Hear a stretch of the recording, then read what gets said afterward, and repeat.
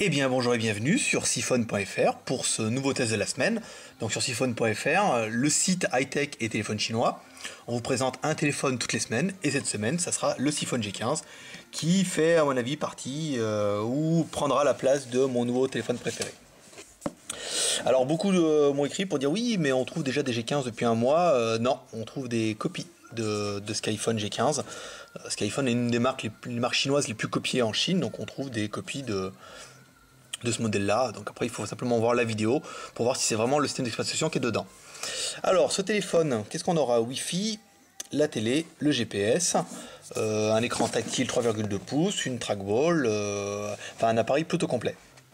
Comme on a pu le voir avec Skyphone, en fait Skyphone a arrêté de faire des téléphones sous Android pour des raisons de coût. Les appareils devant être un peu plus puissants et plus perfectionnés. Et en fait les Skyphone étant destiné prioritairement au marché chinois, il n'y avait pas assez de marché par rapport au prix des téléphones. Donc aujourd'hui on trouve avec d'autres appareils, comme on va voir tout à l'heure, avec des émulateurs. Donc dedans la housse, pour pouvoir mettre le téléphone. Je l'ouvre avec vous. Voilà. Donc le téléphone, ok, ça rentre, nickel, très bien. Ce qui tombe plutôt bien. Voilà. Attention, le câble data, donc avec une mini USB, ça c'est pas mal et c'est rassurant. Deux batteries siglées sur G15, un kit piéton avec une prise mini USB et un chargeur secteur USB sur lequel on ajoutera le petit adaptateur qui va bien. Et voilà, prêt à partir. Ensuite, nous, on avait rajouté un petit stylet qui s'est échappé. Voilà, qui est là. Voilà, on va rajouter un petit stylet parce que quand même c'est bien pratique et il n'est pas fourni avec. Donc, ce G15.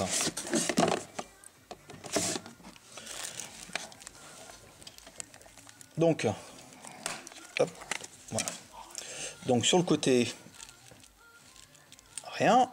La mini USB, le micro, volume, plus, moins, et ça, c'est pour l'antenne télé. Donc pour rappel, la télé marche pas en France, hein, donc c'est pas un vrai argument, mais le téléphone le fait.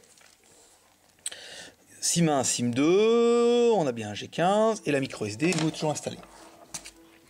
Alors par contre, il faut que je retrouve ma carte SIM, parce que voilà. Alors on s'est rendu compte, pendant les essais, que le téléphone n'a pas les mêmes menus, avec SIM et sans SIM. Sans SIM, vous avez directement les options, mais pas tous les menus. Donc on n'a pas pu faire de test de Wi-Fi, de choses comme ça. Donc il faut impérativement mettre une carte SIM. Il faut aussi, bien évidemment, mettre la batterie du G15. Donc l'appareil photo derrière, le haut-parleur. Pas de caméra en façade. Attention. Voilà, c'est parti. Mise en route du téléphone, chargement. Donc voilà, le téléphone ne fonctionne pas avec Android, mais bien un émulateur Android. Ça veut dire que c'est un logiciel qui ressemble forcément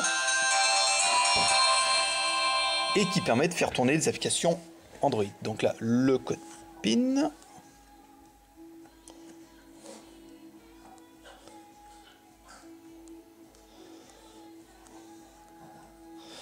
Voilà. Donc là on retrouve une présentation qui est assez connue pour les gens qui ont Android. C'est la nouvelle présentation, ça doit être de Donuts je pense, avec cette petite arc. Donc rappel, hein, c'est vraiment pas du Android mais bien un émulateur, mais ça permet de faire tourner des applications Android en Java. Donc là on retrouve le navigateur, composé, messages, les contacts et l'ouverture du menu. À l'ouverture du menu on se retrouve avec le gestionnaire, annuaire, avec un bon petit français. Bien traduit, la radio, les menus, donc on peut faire descendre. Voilà, ce modèle-là est livré avec une trackball. Alors ça c'est plutôt pas mal, on a pu voir ça dans les modèles HTC. Ça permet vraiment de naviguer plus rapidement et de parcourir un petit peu les applications. Donc les choses qui intéressent un petit peu, quand on a pu voir les retours sur internet, ça va être le multimédia, dial, multimédia ici, champ de son, la radio, lecteur vidéo, l'organisateur, les paramètres, la télé, la musique. Donc là, automatiquement, ça précharge les musiques qui sont dans la carte mémoire.